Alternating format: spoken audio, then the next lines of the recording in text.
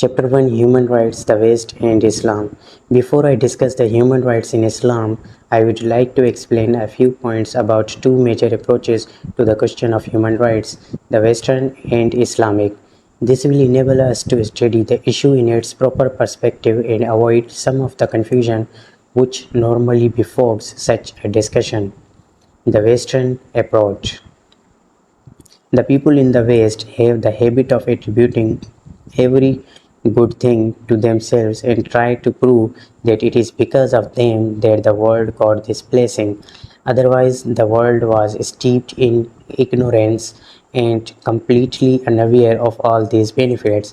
Now, let us look at the question of human rights. It is very loudly and vociferously claimed that the world got the concept of basic human rights from the Magna Carta of Britain, though the Magna Carta itself came into existence 600 years after the advent of Islam. But the truth of the matter is that until the 17th century, no one even knew that the Magna Carta contained the principles of trial by jury, habeas corpus, and the control of parliament on the right of the taxation. If the people who had drafted the Magna Carta were living today, they would have been greatly surprised if they were told that their document also contained all these ideals and principles. They had no such intentions, nor were they conscious of all these concepts which are now being attributed to them. As far as my knowledge goes, the Westerners had no concept of human rights and civil rights before the 17th century. Even after the 17th century, the philosophers and the thinkers on jurisprudence, though represented these ideas, and the practical proof and demonstration of these concepts can only be found at the end of the 18th century in the proclamations and constitutions of America and France.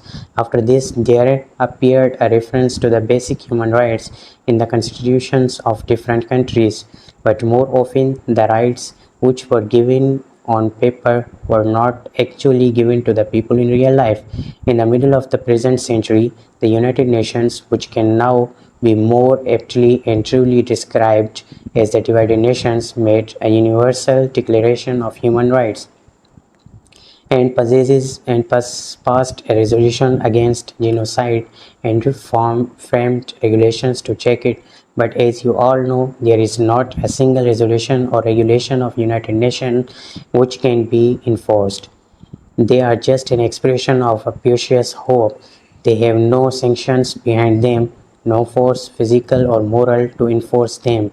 Despite all the high-sounding, ambitious resolutions of the United Nations, human rights have been violated and trampled upon at different places, and the United Nations has been a helpless spectator.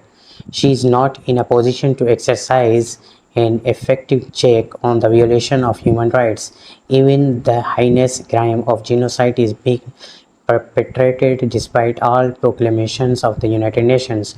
Right in the neighboring country of Pakistan, genocide of Muslims has been taking place for the last 28 years, but the United Nations does not have the power and strength to take any step against India. No action has even been taken against any country guilty of this most serious and revolting crime.